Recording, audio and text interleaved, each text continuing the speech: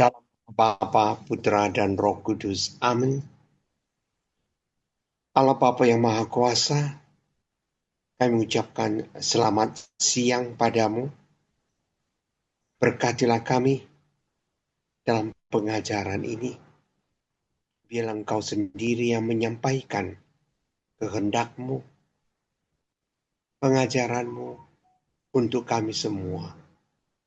Agar melalui teladan dari Santa Faustina, kami semua dapat mengikuti Engkau dengan lebih dekat lagi. Demi Kristus, pengantara kami. Amin.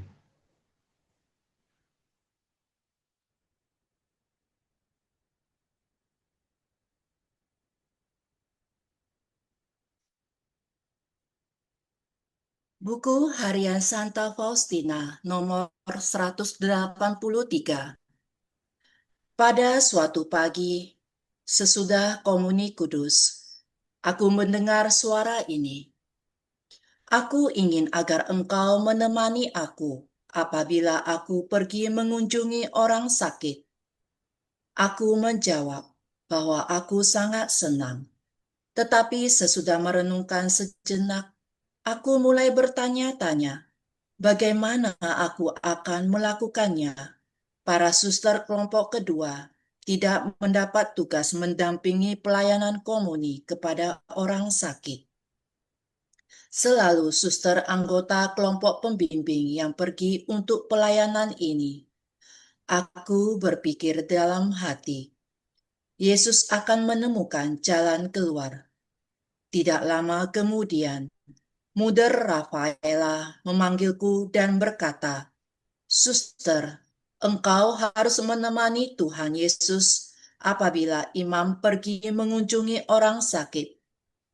Dan selama masa probasiku, akulah yang membawa lilin bernyala, menyertai Tuhan, dan ibarat seorang kesatria Yesus, aku selalu berusaha memperlengkapi diriku dengan ikat pinggang besi, sebab tidak cocoklah mendampingi raja dalam busana harian saja.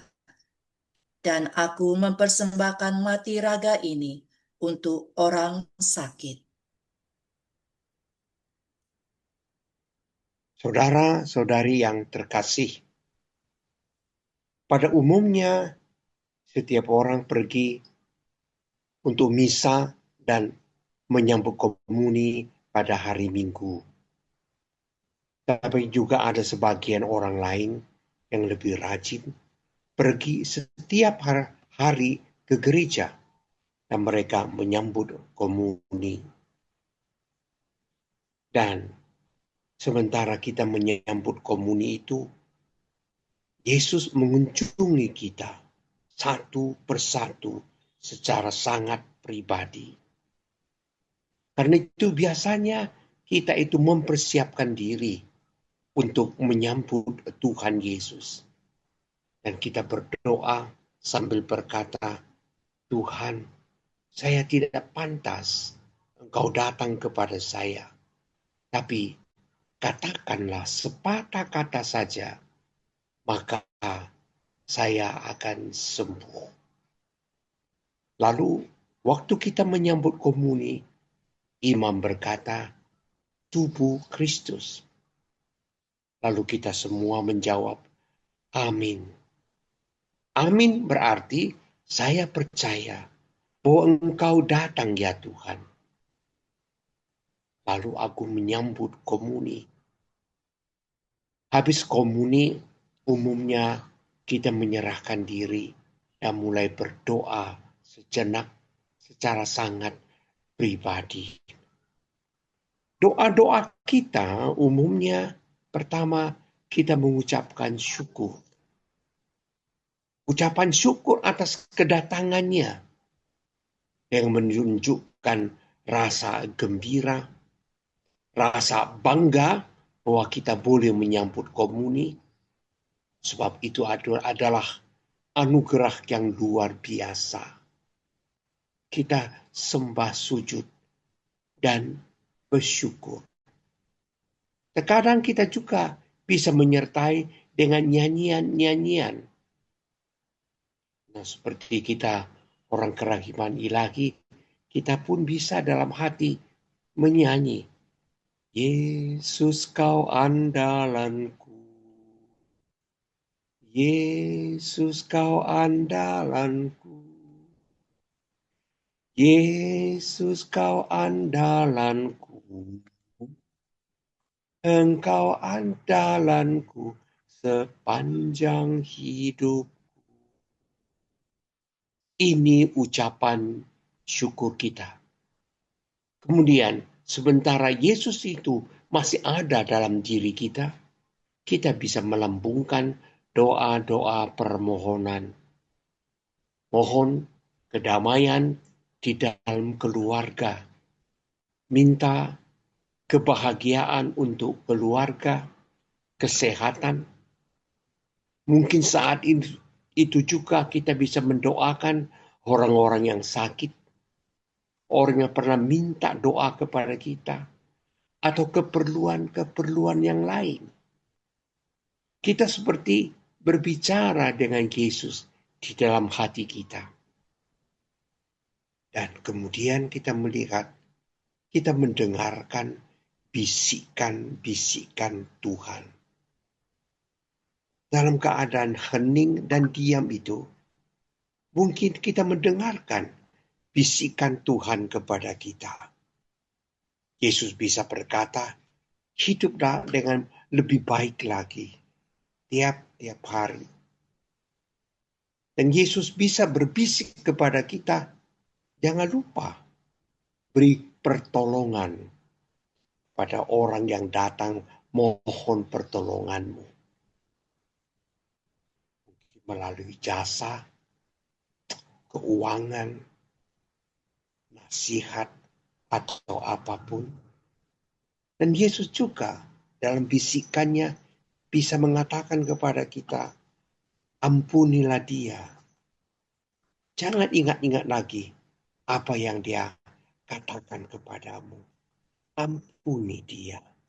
Sebab aku lebih dulu mengampuni engkau. Dalam hal itu juga, kita bisa mendengarkan pesan Tuhan kepada kita. Seperti Suster Faustina, dalam menyambut justru ia mendengarkan. Yesus berpesan, aku ingin agar engkau menemani aku apabila aku pergi mengunjungi orang sakit. Yesus memberikan pesan kepada dia. Dan sesudah mendengar pesan itu, Faustina sangat bergembira. Karena ia suka sekali untuk melakukan tugas itu. Membawa komuni bersama dengan imam kepada orang-orang yang sakit. Tetapi sesudah itu, Suster Faustina merefleksikan diri. Membawa komuni kepada orang sakit. Itu sebenarnya bukan tugas kami. Karena ingat waktu itu suster-suster dibagi atas dua bagian. Suster pimpinan-pimpinan yang mengatur segalanya. Dan juga golongan yang kedua, suster-suster pekerja seperti Faustina.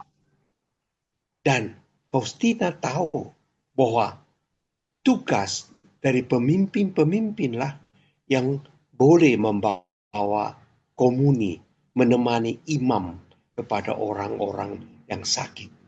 Sedangkan dia suster bagian kedua, jadi bukan tugasnya. Lalu bagaimana dikombinasikan dengan pesan Yesus itu supaya Faustina sendiri menemani imam? Dia sendiri bingung. Tetapi saudara-saudara, lihat. Yesus mempunyai niat. Dia yang harus menemani iman. Yesus yang mempunyai rencana. Dan Yesus juga akan bertindak. Itulah kepercayaan Suster Faustina. Dan memang Yesus datang bertindak melalui muda Rafael.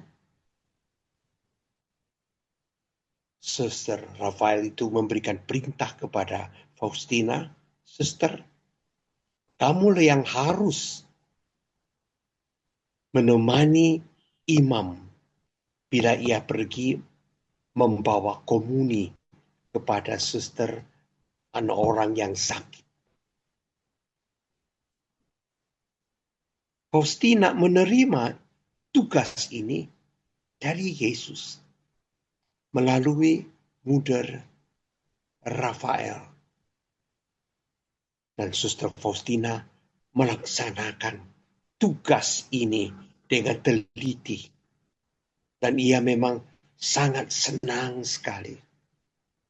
Dikatakan dalam bacaan harian tadi, ia selalu membawa lilin. Tanda Yesus datang, tanda Yesus yang bangkit, mendatangi orang yang mau diberikan komuni suci. Dan ia itu menyertai imam itu. Lalu apa yang Suster Faustina katakan? Ia tahu Yesus yang datang kepada orang yang sakit. Yesus itu adalah perwira, kesatria yang datang. Lalu ia berpikir, kalau aku pergi bersama dengan imam itu, membawa kesatria itu, bagaimana mungkin saya berpakaian biasa saja? Lalu ia sendiri berinisiatif. Ia melengkapi dirinya dengan ikat pinggang besi. Apa yang dimaksud dengan ikat pinggang besi? Dalam masa Suster Faustina, ikat pinggang besi itu tanda bahwa ia mau bertapa, berkorban untuk Yesus.